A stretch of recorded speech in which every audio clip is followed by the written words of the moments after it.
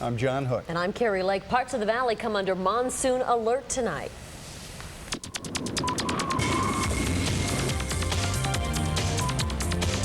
Fox 10 is there as the dust storm moves in. Watch as we speed up the video. You see the dust wall quickly covering your screen.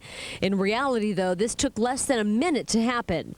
It was a similar story downtown. The skies turned dark as the dust storm rolls in.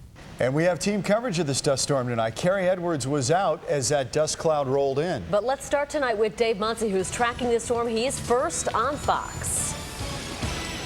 Well, that storm started to roll in about 7 o'clock this evening, right before 7 actually. Once again, we want to show you that wall of dust as it blows in. This shot near the Broadway curve looking southeast, you can see the wall of dust as it moves across the valley. Now, it's not the biggest storm that we've seen here in town, but it's still a pretty incredible sight.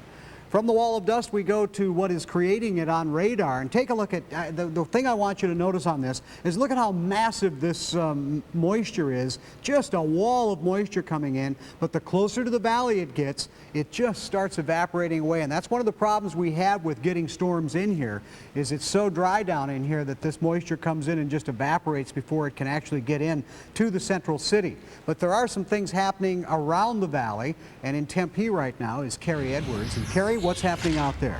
Well, Dave, we've got most of the elements. We've got some wind, dust, and of course, we've got a couple of raindrops. And I don't know of any place more that people pray the rain won't come than at a Little League game. Take a look at Diablo Field right behind me now. We've got the Chandler All-Star team. Actually, they just got off the field.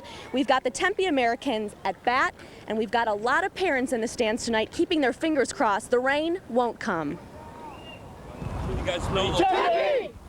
A Little League game in the midst of what could be a big storm. But the Tempe Americans don't seem to care about the weather. They lost last night, so they have to win the rest of them. Frank Murphy's rooting for Tempe. Well, my son Kevin is on that team. Next to Kevin, second baseman Ben Poe. His grandma Penny's here tonight. I don't miss a game. No matter what. No matter what. But the dust and wind could mean rain is on the way. Hopefully we'll get it in. Grandma Penny thinks it'll take more than wet weather to dampen this ball game. If it's lightning, they'll have to call it.